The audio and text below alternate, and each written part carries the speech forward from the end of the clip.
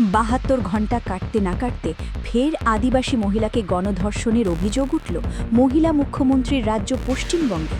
তবে এবার বীরভূম নয়, আদিবাসী মহিলাকে আটকে রেখে গণধর্ষণের অভিযোগ তৃণমূল ঘনিষ্ঠ পঞ্চায়েত সদস্য সহ দুজনের বিরুদ্ধে। ৩ দিন দফায় দফায় ধর্ষিত হওয়ার পর কোনো ক্রমে পালিয়ে প্রাণে বেঁচেছেন ওই নির্যাতিতার অভিযোগের ভিত্তিতে ইমামুল শেখ ও রাজিবুল শেখকে গ্রেফতার করেছে পুলিশ। মঙ্গলবার রাতে বীরভূমের মল্লারপুর থানার শিবপুর গ্রামে যাত্রা দেখে ফেরার পথে গণধর্ষণের শিকার হয়েছিল ১৩ বছরের এক নাবালিকা। ৬ জন মিলে তাকে গণধর্ষণ করে বলে অভিযোগ। মঙ্গলবার রাতের সেই ঘটনার পর বুধবার আরও এক আদিবাসীকে গণধর্ষণের ঘটনা প্রকাশ্যে এলো। তবে এবার বীরভূম নয়, পড়শি জেলা মুর্শিদাবাদের নিশ্চিন্তপুরে অপহরণের পর ৩ দিন ধরে একটি পোড়ো বাড়িতে আটকে রেখে আদিবাসী মহিলাকে দফায় দফায় গণধর্ষণ করে ইমামুল শেখ ও রাজিবুল শেখ নামে ২ ব্যক্তি।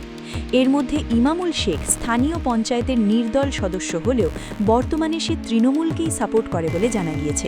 অন্য অভিযুক্ত রাজিবুলের বিরুদ্ধে খুনের অভিযোগ রয়েছে বলে জানা গিয়েছে। নির্যাতিতা জানিয়েছেন, সোমবার তাকে বহরমপুর শহরের খাগড়াঘাট এলাকা থেকে অপহরণ করে ইমামুল ও রাজিবুল। এরপর তাকে নিশ্চিন্তপুরের ওই পনু বাড়িতে নিয়ে যায়। সেখানে তাকে আটকে রাখে ২ জন। ৩ দিন ধরে তাকে দফায় দফায় ধর্ষণ করে ২ অভিযুক্ত। বুধবার ধর্ষকদের নজর এড়িয়ে কোনো ক্রমে সেখান থেকে পালান নির্যাতিতা।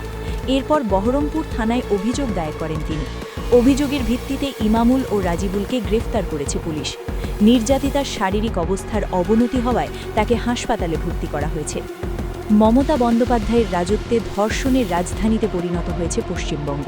আর প্রায় সব ক্ষেত্রেই কোনো না কোনোভাবে জড়িয়েছে তৃণমূলের নাম। কখনো ধর্ষিতার পরিবারকে অভিযোগ তুলে নিতে হুমকি দেওয়ার অভিযোগ উঠেছে তৃণমূলের কেষ্টবিষ্টদের বিরুদ্ধে। আরজিকর কাণ্ডের পর পশ্চিমবঙ্গের নারী সুরক্ষার দৈন্য দশা দিনের আলোর মতো পরিষ্কার হয়ে গিয়েছে। আর একের পর এক ঘটনায় ধর্ষকদেরই পার পেয়ে যাওয়ার ব্যবস্থা করে দিয়েছেন মুখ্যমন্ত্রী ও তার প্রশাসন।